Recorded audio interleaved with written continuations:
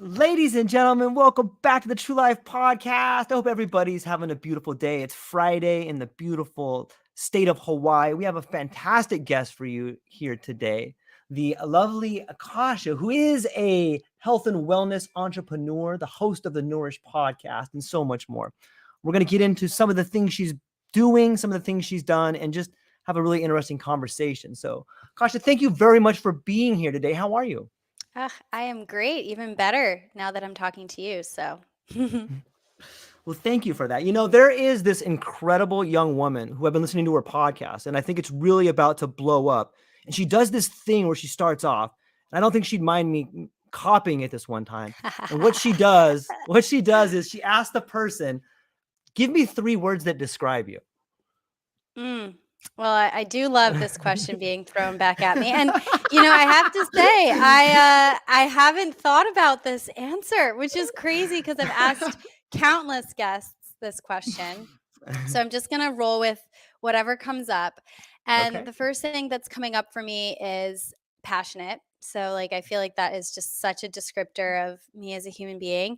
Curious, which is why I love the podcast so much, just the Yeah. level of conversation that can come up there. And then I think the last one would be mindful. And that's something that I'm really working to cultivate because I think I would have probably used the words ambitious or Mm. some sort of extremely achievement oriented terms to describe myself, but I feel like not that those aren't true, but I don't want them to be the descriptor of who I am. So I'm going to choose mindful, and I think that applies to not just the mindful practices that I participate in, but just the way I'm trying to live my life. So yeah.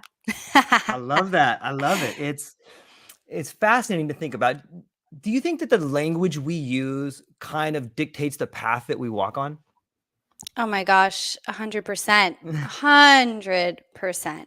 I think that the language we use is just a reflection. In some cases, it may be more or less accurate, but it's just a reflection of the way that we describe ourselves and the way that we identify. And that dictates a lot of how we show up and what we do. Yeah, I like that answer. I like that you said the words we use describe who we are. And if you think about it, that's a pretty powerful statement. You can fundamentally Mm. change the way people see you and change the way you move through this world if you just change your language. That's pretty powerful, right? Oh, absolutely. Absolutely. But wait, before we even move on, I feel Ah! like it's only appropriate now that we're talking about it for you to please share your 3 words with Mm. your audience here. Well played. Very well played. Mhm. I would go with curious as probably my second one. In the second one, I would go with punctilious, but not punctilious in that like a stiff neck or really rigid, but punctilious in that I have a, a rare obsession with attention to form and connections. Like I seem to Mm. look I find it almost like umami. I find it like beautiful to like tear into this connection of things happening. And sometimes I blow past the initial person or I blow past the initial thing that I'm thinking about and I go right to this connection. Like, why is that? Why is that there? I get hung up on that. And I guess for the third, I Mm. would go with maybe like, I think I'm a little delusional at times. So I would go with curious, punctilious, and delusional. Oh my god, I love that. And then that's like followed by your laugh, which I adore. Thank you. I have to say, but this is why I think this question is so interesting because definitely the first one and the last one, those are words that I would have maybe described you, to somebody that I Right. had just met. But Right. punctilious, never. Like it just never even crossed my mind as a word that I would have used. And maybe if I had known you a bit better, that would have come up. But that's just so fascinating. So fascinating. Thank you. Thank you. I think it's these odd, peculiar things about us that sometimes we are embarrassed about, but really give us the true flavor of who we are. And I think people should embrace them. I think when you do begin to embrace them, then you really begin to allow yourself to become the best version of yourself. Because these things that we're nervous about or these Mm. things that maybe we're embarrassed about are like our gifts sometimes.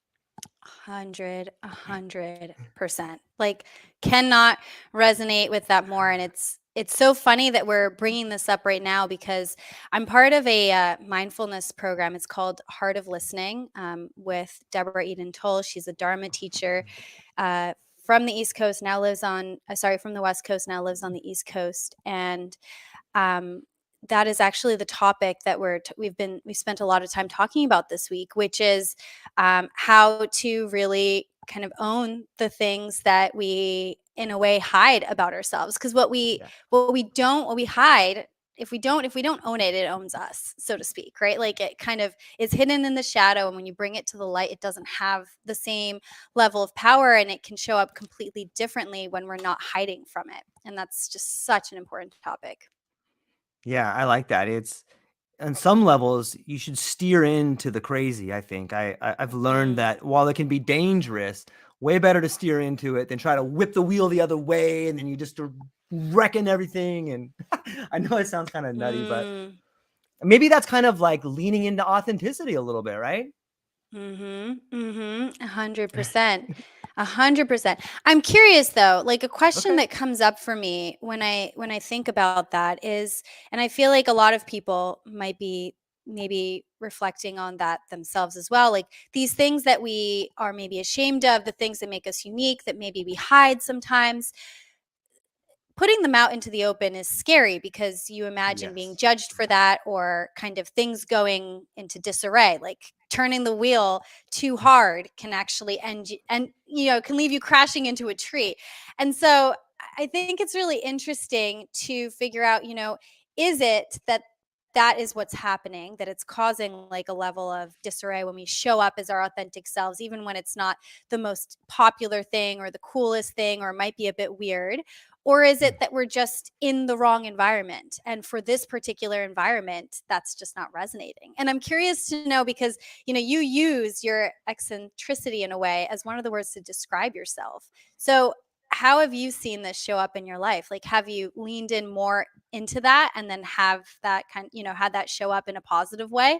Or do you feel like, it's just always been that way, so you don't really know a different way to be? Wow, it's a good question. I feel that it's almost like a skill. And I'll give you an example. Like when I was a young kid, I would always say things and people wouldn't understand what I was saying.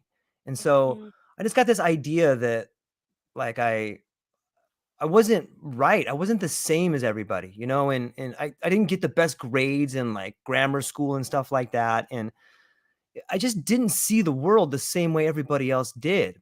But I was really fun to be around. All my friends loved me, and sometimes I would say things that would really piss people off. Like I would, be talking to my teachers and some of my friends, and I would just kind of the emperor has no clothes, just point out this obvious thing, and then people would Mm. get really mad at me, like George, you don't say that kind of stuff, and I'm like, I don't why? Like, I think that that person is getting beat up, mom. Like, why shouldn't I say that in front of people? Or, and like, well, we don't talk about that. And it was in some ways, it was like a unique superpower because I could see things that were happening to people, but you weren't supposed to talk about them.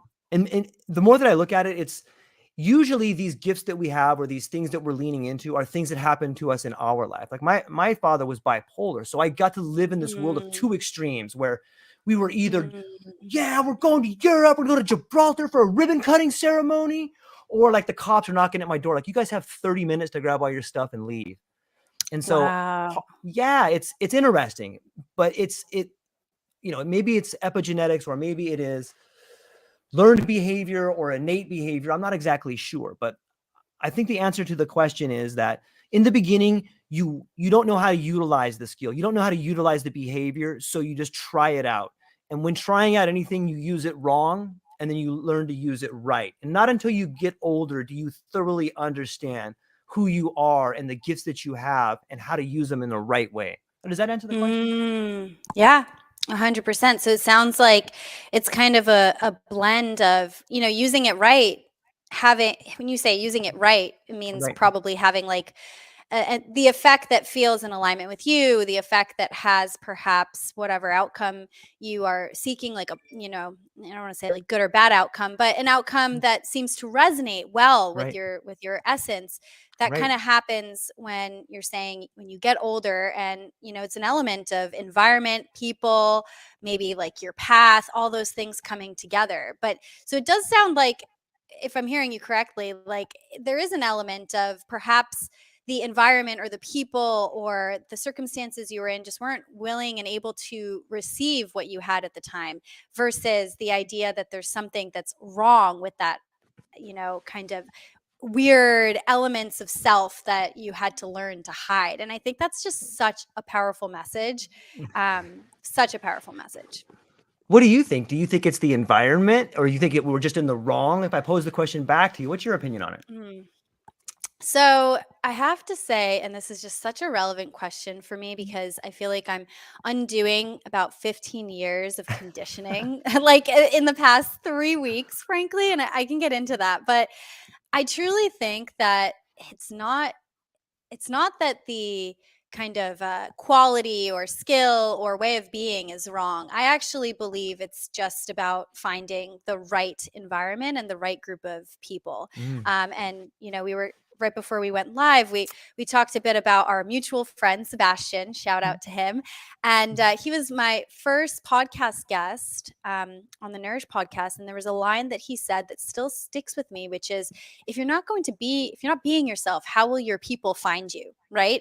And I just think that's such a powerful statement. And so it's my belief that the more we lean into authenticity, the good, the perceived bad, all of that, there may be an element of things shedding away as you're moving away from what's no longer right for you. But that doesn't mean that you're doing it wrong. Perhaps, by the time you're at the other side, you can actually reflect and see, looking back, that it meant you were doing it right because you're realigning with what's right for you in terms of people, environment, opportunities. I think that's what resonates with me, frankly. Yeah. That's really well said. I got to give it up to Sebastian too. His podcast leadership delics. Is that Leadership am I saying? Adelics. I know, it's so hard to Yeah. say. It's me, that's part of it. It's so true though, because he's all those things. He's psychedelic in nature. He's a leader. He's down in Peru. He's all over the West Coast. The guy's doing all kinds of amazing. He's got Flute Fridays that people should be tuning into. It's an amazing thing, and it's interesting, this idea of, if you become your authentic self, that you do start attracting people into your life that are drawn to you for the right reasons. I don't know. Sometimes I think, Kasia, that you have to go through all those trials and tribulations in order to become your authentic self. If we just look back at mythology, whether it's the hero's journey or we look at Nietzsche's camel to the child, it's in all the great stories. It's in all the great literature. It's in all the performance of the storytellers of this past, is that you're constantly rebuilding yourself and trying to refine yourself, right? And hopefully, I heard a good quote one time that said, every night you have the opportunity to die, and every morning you have the chance to be reborn. And it just seems that when you get to a certain stage of life, you're faced with this choice. Do you continue to walk down this path that has been laid out for you, that was the product of the people you admired most and their dreams and their visions? Or do you kind of go off the beaten path and be like, I just hear this call, this siren call. I got to walk down this way. I think we all have that choice. What do you see that too? Oh my gosh. I feel like you're reading my mind, George. It's a little weird, actually.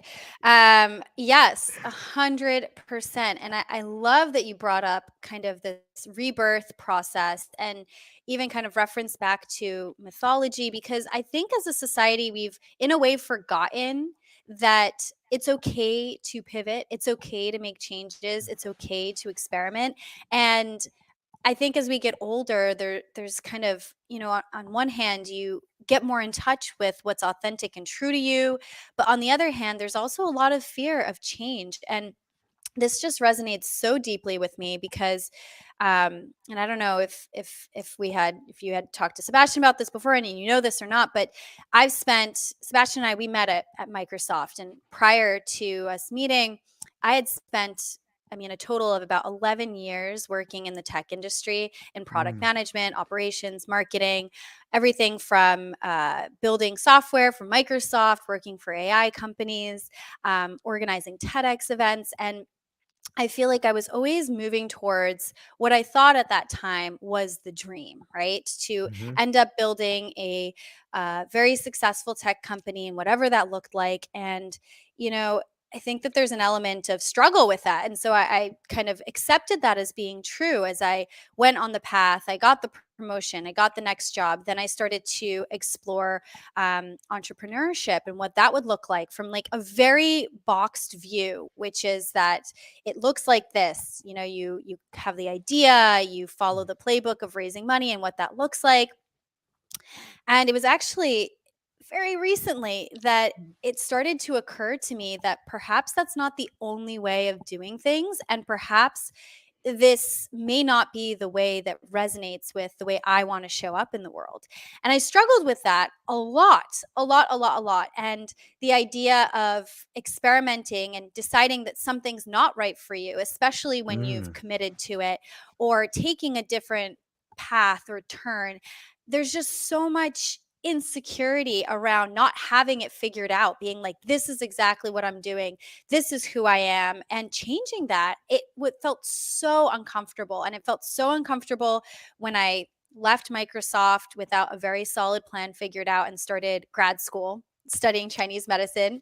It was so uncomfortable to then pivot into building a business and then recognizing that perhaps the way that I'm doing is wrong, and wrong for me, not wrong for everybody. right. And so I think this idea of accepting life pivots and Mm, not just being okay with them in the context of a startup is pivoting to, be more successful, but applying that to your own life is just so, so, so important. So important. And I just love that there's that historical reference that you yeah. mentioned with that. It's so crucial.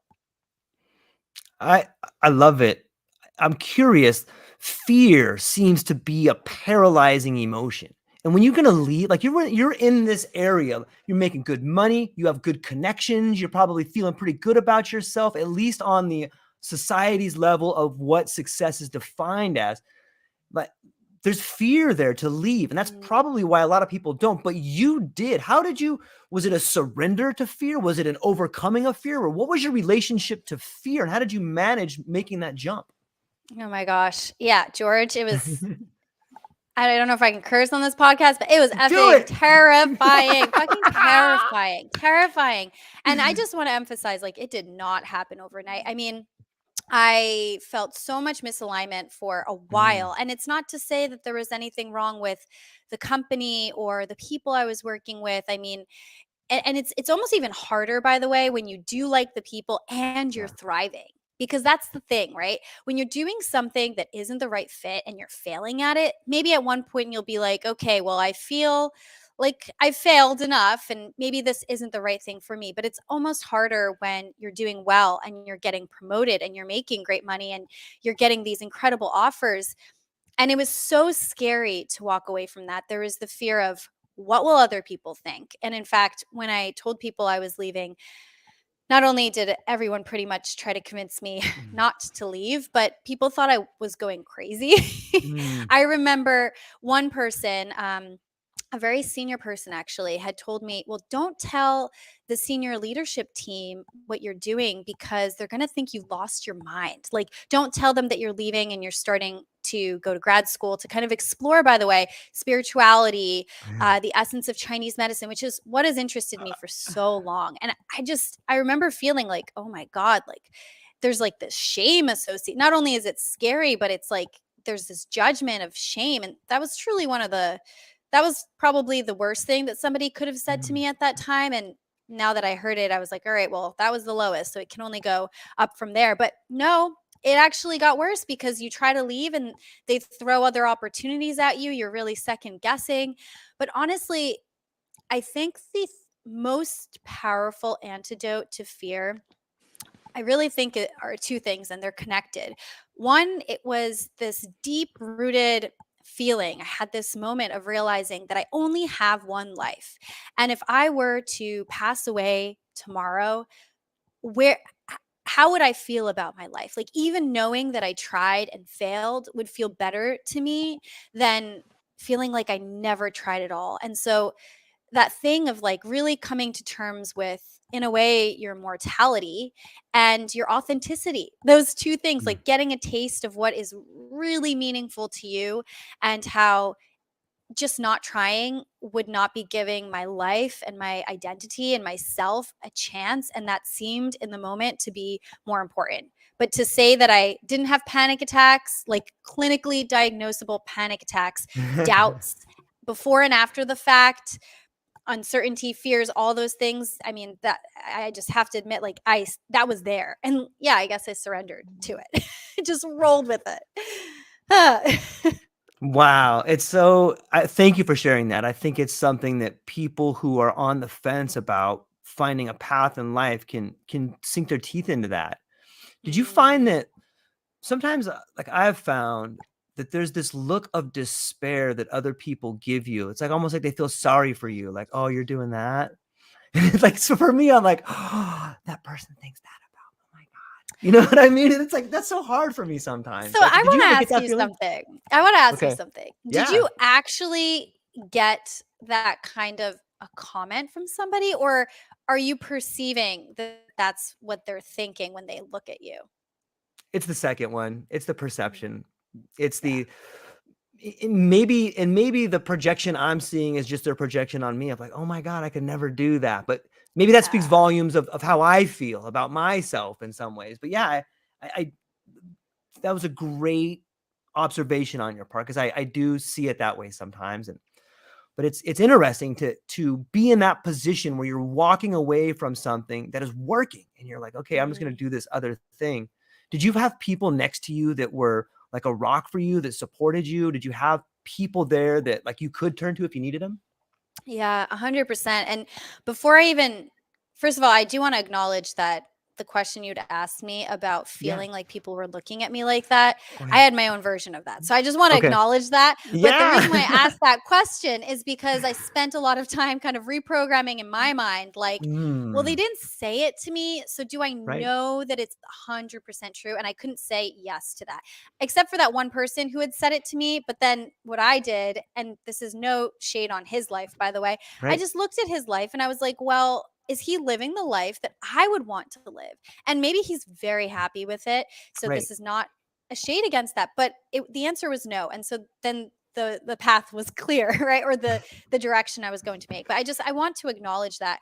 Now, in terms of support system, yes, I absolutely did. But I also want to acknowledge that it required a shedding, the stepping into your authentic path and making these choices for yourself that are so scary. It required me to also shed the people in my life that Mm, weren't supportive. So I will be very honest to say that, my parents, who are now my biggest cheerleaders and best support system, were not mm, supportive of the decision. They were supportive of me leaving Microsoft, but partially because my dad always envisioned me to be an entrepreneur, but he did not support me studying Chinese medicine. And just for context to this, my parents have always said that, and just this is just to frame, this is not that I agree yeah. with this, but they have always said, that your college education's not finished until you get a higher degree. But studying Chinese medicine did not count for that. And they made that so, so, so clear. They were like, we're not helping you with this. We don't support this decision. You're on your own here. Um, and so, there was like an element of feeling like I disappointed my parents. Mm, And, it did require me for a period of time to create some space and set some boundaries. I literally had told them, I was like, look, if you're going to show up with a face that seems like you're not supportive of this, if you're going to tell me that you're not supportive of this decision, like, I heard you, I'm digesting it. You don't have to repeat it. And if you want to, I'm just going to let you know that I'm going to cut that conversation short because I'm scared enough as it is, and I don't mm, need this feedback from you. And by the way, my parents are my biggest supporters now. And so I think setting that boundary and showing them, that this is what I need, this is what I don't need, was so helpful. But so I did finagle my own closest group of people. And frankly, and I tend to do this when I'm going through a large change, I hermited as well, like kind of pulled Mm. away for a bit to figure out who were those people? Who did I feel comfortable sharing about my changes or my thoughts with? Who showed up and cheered me on, even in times of uncertainty? And so I think that's really important, recognizing that just because you don't have the support around you at the moment does not mean that you're making a wrong decision. You might just be surrounded by people who, believed that the path you were on is the path. And so of course they're not going to be supportive, but having that tribe of people around you is so important for sure. Wow, you are a really great communicator. I love the way you're able to tell people, Thank like, you. I think I'm gonna just cut this one short because I'm already like, that's really well said. And Mm, sometimes it seems that people get caught up when maybe when words fail for some people, they turn to emotions like anger. Was anger ever mm, something that happened? It kind of seems to me that, when you look at the friend's life who was saying some things about you, that taking a moment to understand that that person may not be living their full life is a great way to circumvent the anger instead of just taking it in a way that could make you angry. Was there any anger involved in the decision making, or was it a byproduct, or was that ever there? oh yeah, I mean, how can you Oh not? yeah.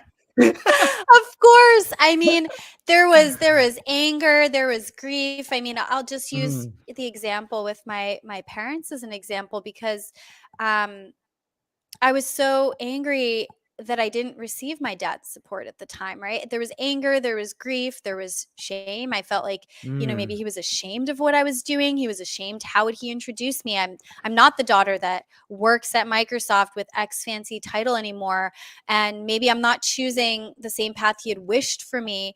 So, of course there was anger but, I think after a period of time when I really reflected on the emotions that were coming up, there's an element of I can't control his response to me. I can only control my own reaction to him and what I do with that, which in my case was to set boundaries. And they didn't last forever, but at the time yeah, I set very strong boundaries. And same with the friend. And I want to emphasize that I of course, now it sounds so graceful when I'm telling you. But in the moment, it was not graceful. I mean, I right. swear I would have these phone calls with like the head of my department and then, like super composed and firm in my ground and my decision. And then I'd get off and I'd cry hysterically to my boyfriend, now husband at the time, right? Or call up one of my friends who was supportive. So just, it doesn't look this pretty. And I sound so firm in my decision because I know it was the right one for me. But there's nothing scarier than going from what isn't right to uncertainty Mm, even or especially if it's going from what isn't right to some sort of uncertainty. If you're going from what right. isn't right to a clear next step that feels right, that feels so great. But it is, and this applies not just to work situations. I think it applies to so many, Yeah. to relationships, right? Like when you break up with somebody that isn't the right fit, that is almost the perfect right fit, you don't necessarily just jump right into a next relationship, and so I think that just recognizing that those emotions are so normal and that they will pass, and that anger is okay, grief is okay, all those things are okay, is just really validating. It was validating for me in the moment, although I didn't do such a great job of that when it was happening. I need to say that. That's so awesome. You're so honest, and I love the fact that you're not afraid to explain exactly how it was, because I Mhm, think that helps a lot of people. I often use this mhm, phrase, "as above, so below," and when we start mhm, thinking about the situations where, you are composed and then you're crying and then you're upset and then you're trying to find a way, it, it's and then you relate that to patterns. Like you said, okay, well, this happened in my job and it also happens in your relationships. Is there something that we can learn by panning back and seeing that as a pattern? Like, wow, I manifested this new part of me to create this new part of life. Is that something, once you've gone through it, that you can draw upon going forward to become a better person? mm. Oh my gosh, I love that observation. That's so good, George. That is so good. And frankly, by the way, I think absolutely. I think that trusting, I think an element of trust is so important here. Trusting in something Yeah. bigger than you, like trusting these Well said. instincts. So crucial. And so I did spend actually a lot of time when I was making this career leap reflecting on other times where taking this leap into uncertainty had served me well, like leaving my past relationship, which was a very serious relationship. I thought it was going to be forever. This person was with me through such difficult health struggles. He was almost everything that was perfect, and he truly was perfect, but there was just something within me that was telling me that he wasn't the one for me. And I could rationalize with my mind, but my heart just knew. And going through that breakup and moving out, going from having a family to having no one on the West Coast, I was alone again. But then later, a few years later, meeting my now partner, I can kind of look at that path and be like, wow, like taking that leap and all those emotions and all those things, like they brought me to where I am now. And what if the same thing could be true for this? And so I definitely think looking back at examples is so helpful. I also want to call out, and maybe this is something that you were alluding to, but recognizing the patterns and becoming more aware and mindful of your own reactions to things as a means to kind of, I don't know if I want to say transcend them, but kind of integrate them into yourself can also be so valuable, right? Like, for example, this whole experience has brought up a lot within me. What are some of the patterns of, where did this kind of lack of trust in myself and lack of authenticity or kind of trying to fit a mold, like where did this come from and where does it show up in my life? It showed up in a way in my past relationship because I'd been in it for so long, even though I knew it wasn't right for me. And so I see it here again. What is that connection? So that can also be really helpful, looking at past kind of life cycles of things and also recognizing the connection and investigating within yourself, like what are some of these patterns and conditioning and the behaviors that can be very, very powerful. Wow, it's really well said. Do you think that maybe seeing these patterns and living the life that you did and are currently living, when you think about all those together, the patterns, the life you're living, the things you've been through, are can you see sort of like a magnetic pull from those things to Chinese medicine? Like, what is it about Chinese Mm, medicine that attracted? It seems like there's a yeah. Ariadne thread that runs through there. So I want to be very transparent for Yeah. folks to share that I want to be clear that I'm actually communicating this all from still being on the journey, right? The journey of Yeah. evolution. And I I love think it. I alluded to having that recent kind of transition in my life where I recognized, okay, I know entrepreneurship is for me, but the way that I was doing it, and actually I was in the midst of building a tech company. In the spiritual plane and really recognizing, well, you know what, like the traditional route of VC funding is not the route I want to take. Mm. That was kind of the recent revelation for me. And that's like undoing 15 years of conditioning. So I want to really share that I'm still on the path and the journey. And, in a way, I feel very grateful for that because I can speak to past experiences, but I can also speak to the very present things that come up in the midst of this. But the reason why I do want to share that as well is because Chinese medicine has enabled me to have this powerful shift in my perspective. So, for those who don't know much about Chinese medicine philosophy, without like explaining all of it, because that would be a whole nother podcast, but it's it's a philosophy that is rooted in thousands of years of knowledge, and really it's based on observation of the human body as it relates to nature, and it's based on Taoist theory as well. And so it's really rooted in the principles of interconnection, that everything is connected, your mind, body, your spirit, that disease, of course, there are things like, external disease factors like a virus of sorts, but actually the vast majority of disease originates from within, and it stems from unprocessed emotions or lifestyle habits that are misaligned and cause basically a lack of ease, dis-ease. And Dis-ease. I love it. I know, right? Who would have thought? And so it is just this principle of that interconnection is so, so, so valuable. And I think it just has brought this awareness into my life that, we aren't, we kind of compartmentalize our lives so much. Like, this is my work self, and this is who I am at work, Yeah. and work is this, and this is my home life, and this is my free time life. Yet all of this is your life. And actually, how can we bring more synergy and more integration to all of that? It has really become my personal mission and journey. And so it's just really changed my philosophy on not just, health and well-being, which it's absolutely done that. And it's something that this is what I talk a lot about on the Nourish podcast, how to become truly healthy in mind, body, and spirit, but also how to integrate your whole self into every aspect of your life. And so that's really been the primary influence, that sense of that perspective shift and that integration, which is just so powerful, so powerful. You have a degree in English, is that correct? Yeah, I do. Okay, so I think I brought that up because, it seems that I've been reading a lot of Ian McGilchrist, who wrote this book called The Master and His Emissary, and he's written a 2-volume series called The Matter with Things. And he talks a lot about the left hemisphere of the brain being this linguistic scalpel in which we continually find ways to specialize behaviors or specialize things.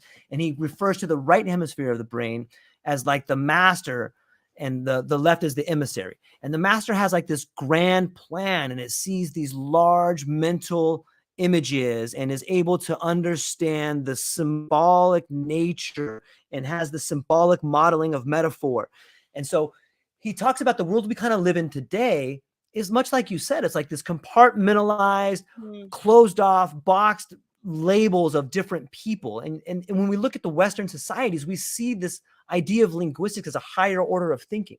And when I listen to you speak about Chinese medicine, or I look at the characters in which they use as letters over there, that's probably not the right thing, but they use the characters, and it's like this symbol of a heart, like busy is a symbol of a heart and a heart dying. And like there's so much more symbolic nature in the way they communicate. And it sounds to me that you've found a way to bridge this gap between the analytical scalpel of linguistics, and now you're merging this big picture idea of the right hemisphere. And you could think of East versus West, or however you want to look at it. Have you thought about, and then we take it to the world of integration, like they're integrating together, and then we throw psychedelics into that mix. Like that's kind of a shotgun out the back door, but take that anywhere you want to. What do you think about that? Well, so, okay, this was just such a beautiful reflection. I want to pause there because I'm just, first of all, like, you're going to have to follow up with the author that you mentioned, because I haven't read that book, but it sounds fascinating. So you'll don't love just link it in the show notes. Give it to me, please. I will. Yeah. It'll So blow step your mind. 1, it sounds fascinating. But, first of all, I want to start by reflecting on the Tai Chi, which is that symbol of yin and yang. Okay. And I think that in thinking about symbolisms of sorts, understanding that symbol was just so profound to me, because in Chinese medicine, we see a picture of it. And so it's static, and you can see the dark side, the light side. And if you'll notice, there's a bit of darkness in the light, there's a little dot, and there's a bit of lightness in the dark. And so the notion is that within one, there's always the other. One cannot live without the other or exist without the other. And in Chinese medicine, when things are in flow, these two symbols are actually spinning and they're merged. So you can't even tell them apart, right? And that kind of constant changing, the flow, that there isn't anything static, like that is in a way kind of health in Chinese medicine. Like stagnation in the body actually is reflected in pain, where something isn't flowing, right? And I think that just so aptly describes also a diseased kind of perspective or way that we live our lives. Like the more division and separation that we create, within our lives, between our identities, who we are, between ourselves and others, the more disconnected we feel, right? And at least that is something, and when I say all of this, I want to kind of echo, like, I'm not speaking on behalf of any particular author. This is just something that I've observed in my own life, and something that just really translates to how I want to live my life. And so I think you so well described the way we in Western society are compartmentalizing, and there's this division of East and West, and like, Yeah. how do you bring them together? And yeah, I mean, I guess this is all to say that I definitely agree with you. Right? Like, step one, I agree with Yeah. you. I'm curious, in your eyes, like, you live in Hawaii Mhm. and you're kind of witnessing, you're actually in a way in the middle, in between Yeah. the East and the West. You're actually on an island there. And I'm curious, like, how are you noticing, perhaps, especially when you throw in kind of this whole psychedelic movement, are you Mm. noticing a shift away from compartmentalization? Do you think that that's still on the fringe? Like, what are you noticing in the world around you and in your own life? Like, I'm just going to throw that right back at you. Yeah, well, thank you for giving me the opportunity, and I love the way you describe that. If I touch on that symbol, like the yin and yang symbol, in Hawaii they have like the people that do the fire, and if you see them in the beginning, like they light the torch, and it's like just a torch, but then they begin spinning it, and it's always in the dark, and all of a sudden it's a circle, and the flame is in a circle, but when they stop, it's just a stick on fire. When you twirl in it, it's Yes. like this beautiful Oh, motion, and like that seems to me to be similar to that, and being from like Caucasian acres in San Diego and coming to Hawaii was an incredible cultural journey for me. Like I learned a lot about all the things that I don't know. And I think that here in Hawaii, it is like this melting pot. I married the love of my life, my wife Kay, she's Laotian. And mhm, it's fascinating to get to be in a relationship where it is East meets West. There's this. mhm. She always says, "You come out with your guns blazing." I'm like, "Yeah, you always hide your knives." And so it's this weird way. It's like this weird way we interact. But I bring that up because it's kind of a metaphor for the way the West and the East communicate. Like Mm, people do kind of come out with like their guns blazing sometimes, and people over here are much more concerned about discipline. And on an interesting example, in my kids school, we had a parent teacher meeting where the teachers were getting up, and it's a very diverse school, and there's a lot of different cultures that go there, and so you can imagine that the teachers and the principal are very cautious about the way they explain the you know the curriculum. And so in one of the mm, beginning parts that we had, one of the teachers said, "May I ask the parents here what it is they want to see their students become?" And this Japanese lady stood up, and very kind and just beautiful woman. And you could tell that she was an educated woman and she was doing well. And she said, "I want my child to be obedient." And for me, I was mm, like, "How dare you? That's the last thing I want for my kid." But it wasn't so much that mm, we wanted different things, is that we had a different definition of what we wanted. And I think that mm, being in Hawaii, you get to see that. Like if you're East and West, it's very easy to come to this idea of what the other people are. But when you sit down and you talk to them and you go, "Well, what do you mean by obedient?" "Well, I want them to be disciplined." "Okay, well, what does discipline mean?" "Well, discipline means doing what you're told." And I'm like, "Oh, and what?" And I'm like, "Well, I want my child to be disciplined, but I prefer that my child be disciplined in that what they say they're going to do, they do." But mm, I see the bridge there. And I think that there's another great book. Oh gosh, I don't have it in front of me. I usually do.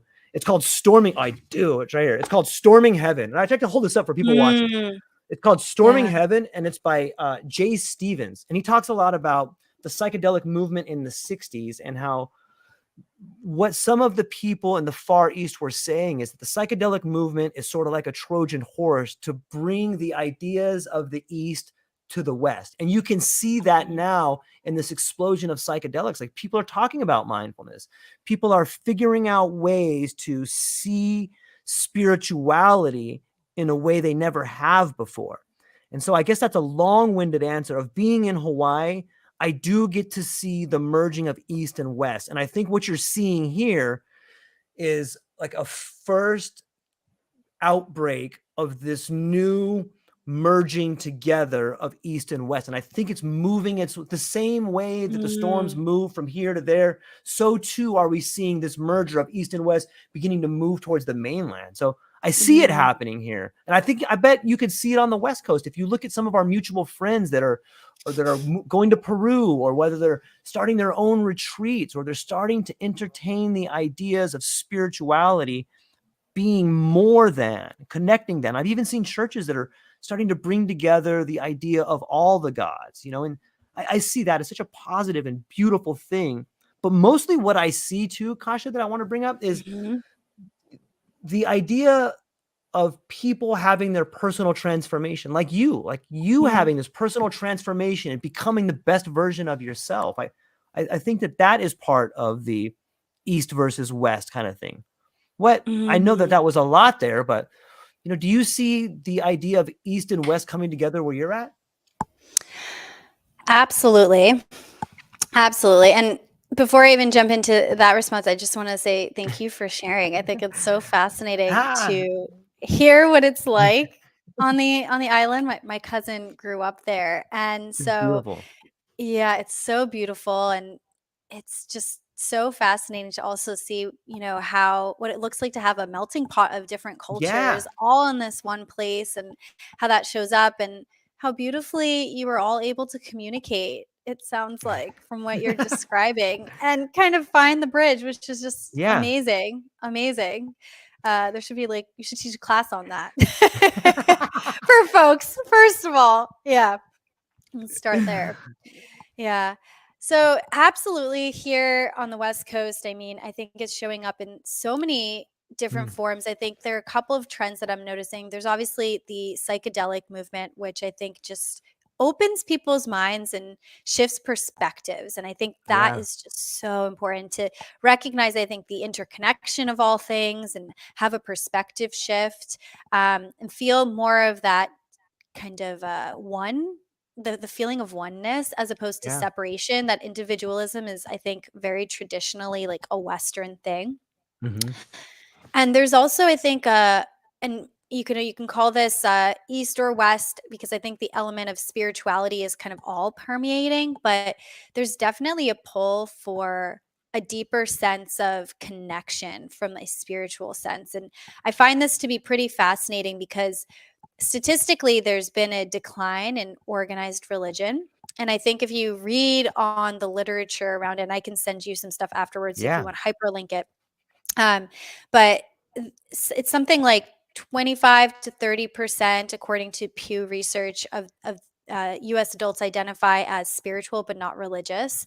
And a huge chunk of that is kind of described as people feeling like they don't quite fit into the box of X organized religion. And so I think that there's this space of exploration of what does spirituality mean? How do I connect to this that's deeper? And that can show up and then be reconnected through to a psychedelic journey, or kind of a separate kind of spiritual journey. May it be the exploration of all sorts of things, but in a very kind of and this term might be weird, but like a fluid way, right? Where it's not any one thing, but like a kind of exploration of all sorts of things together to create a more deeper sense of self.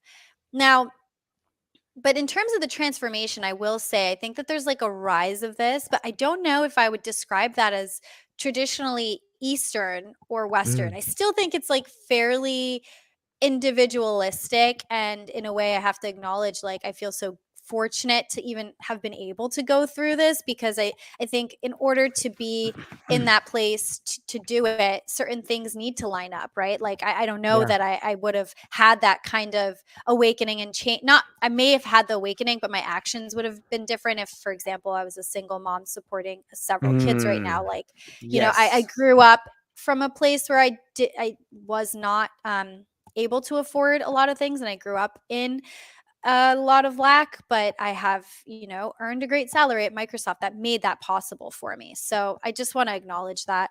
But definitely this trend of transformation on a deeper level is pulling through, and I love it.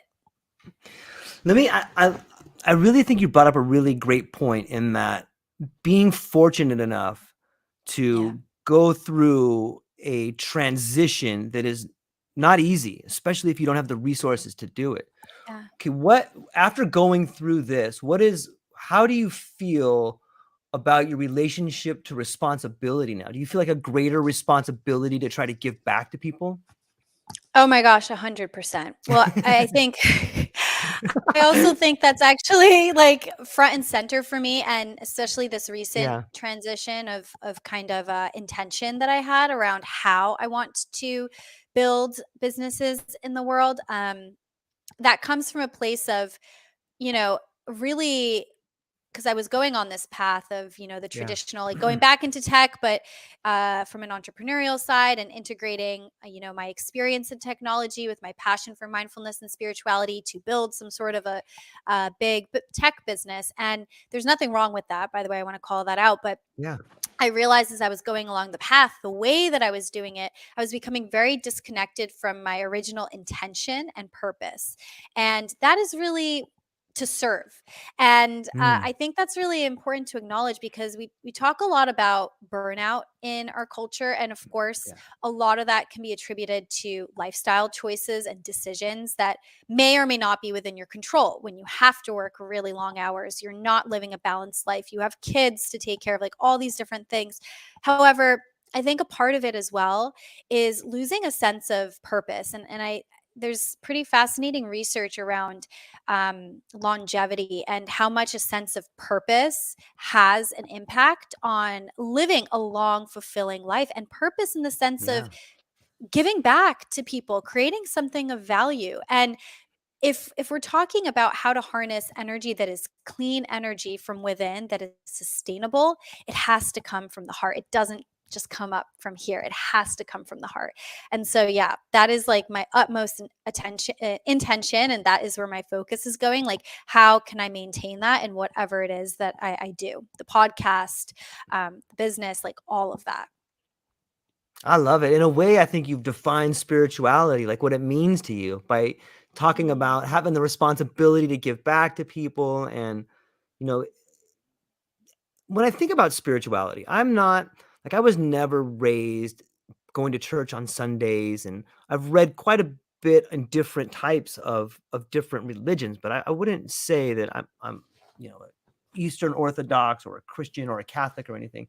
However, I do find myself looking at different scriptures now and really finding a lot of incredible meaning. And one I looked at recently was, without a vision, the people perish. And it seems so true mm, in life. Like, if you mm, have a vision of what you can be, like, for example, you've decided you had a vision at some point in time, like, this is not the right thing for me. I'm going to take a chance out here. And you follow that vision. And in doing so, you light the path for other people to see that vision. While it may not be the mm. same vision, like, you've handed like the torch back and like lit someone else's candle so that they can walk forward. And I think it's a beautiful spiritual thing. When you think about different sort of scriptures, whether it's in the Talmud or the Bible or, you know, any sort, the Quran, what do you think about spirituality and scripture and incorporating that in your life? Mm. Oh, that's such a beautiful question. And I also just want to reflect that other people who choose the path less traveled do that for me. So Yeah. just want to shout that Yeah. out. And I Well appreciate you put. That's real well mentioning put. that. Yeah. Um, so right now, the I have a long laundry list of books that I'm reading, that I want to read, and that I'm reading now. I find myself really drawn to Buddhist text Mm, right now. yeah. Zen Mind, Beginner's Mind by Suzuki Roshi is definitely one. I'm reading right now.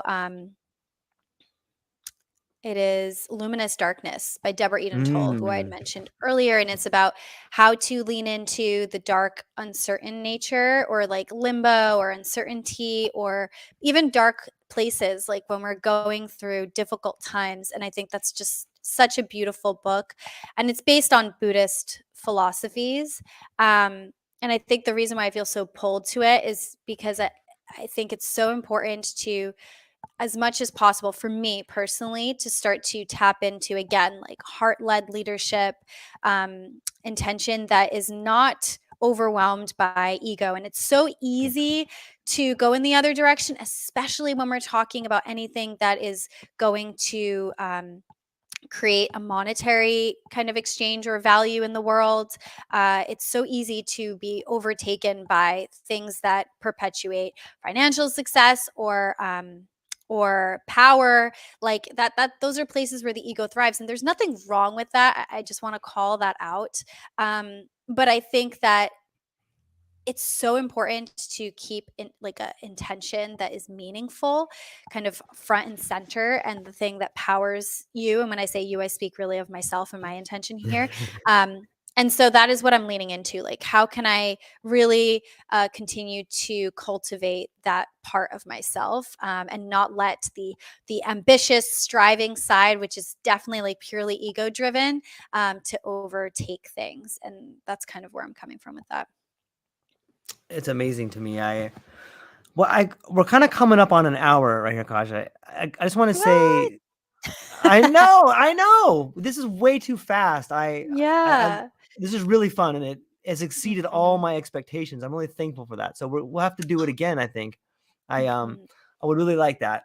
But before I let you go, you are the podcast host of the Nourish podcast, and I thought maybe you could share some things with the audience about like what you've learned so far from podcasting. I think it's a pretty cool Mm. medium, and you get to see yourself in a different light, and you get to see other people, and you learn about communication. What are some things that you've learned along this journey so far?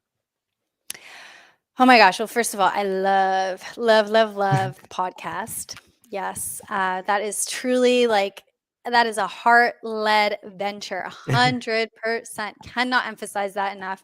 Um, I mean, I can definitely get into all sorts of things here, from the technical stuff, which I think is less interesting, the nuances of how much heart, love, and effort goes into this. So, all you listening to the True Life podcast right now, give George a lot of love for Thank this, you. because it is definitely a lot of blood, sweat, and tears go into productions like this. But I think the thing that I have found that I'm so grateful for is just the guests that I've been able to have on the podcast. I've learned so much from them. Everybody from doctors of Chinese medicine who share perspectives on autoimmune conditions and the emotional connection to autoimmune diseases, through to the co-director of the Stanford Sleep Clinic sharing about sleep and kind of the science behind it. And, I was able to kind of connect the dots with that in Chinese medicine, through to mindfulness and like, how can you cultivate heart-led, heart-powered leadership principles and show up from your heart as opposed to just from your mind. I mean, these topics are just so, so, so important. And, maybe it's selfish to say, because I'm giving them as a gift to everybody, because I know that I'm not the only one who feels some of these uncertainties or is trying to navigate the world in a more human way. But there is also this like incredible selfish gift that I'm grateful for, which is I learned so much from the guests. So I think that's the main takeaway, which is just the power of human conversations with people of different backgrounds, experiences, and perspectives is just so life affirming, and it can really shift your perspective on yourself and on life. And that is just so beautiful. And I'm so grateful for that. You're awesome. You're a great teacher, and you have incredible topics, and the people you have on there, I think, are the conversation's really engaging. I really enjoy them, and I love the idea of giving back to people that could maybe learn from it, and maybe inspiring someone you'll never even meet in your life that could pick up the torch and keep walking with it and stuff. Mhm. Where can people find you? Like, what do you got? I always ask this question at the end, this set of questions, and those questions are: where can people find you? What do you have coming up, and what are you excited about? Mm.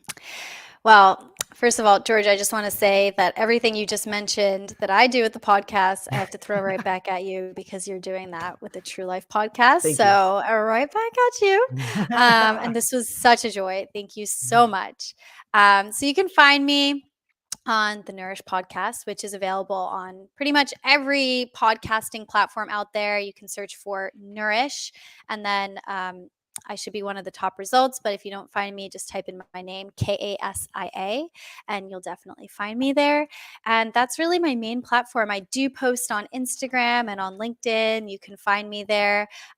So on Instagram, it's just my full name. And then on Instagram, it's nourish_podcast.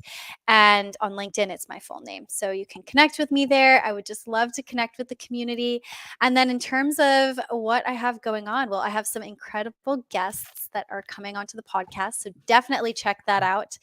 And the other thing I have going on is some entrepreneurial exploration. So I kind of shared a bit of the transition that's pretty recent here for me. And I'm going to be working through this limbo in a very graceful, leaning into it kind of a way. And I'm excited to see what that produces and how I shift, how I build some of the ventures that I'm building. And I'll definitely be posting about it. So, yeah. Fantastic. I can't wait to see the light that you shine on to the rest of the world. So thank you for that. And hang on for 1 second. I'm going to close this down here, but I want to talk to you for one more moment. So ladies and gentlemen, check out the Nourish podcast. The links will be in the show notes. I hope you all enjoyed the conversation as much as we did, and we will be back soon. Aloha. Aloha.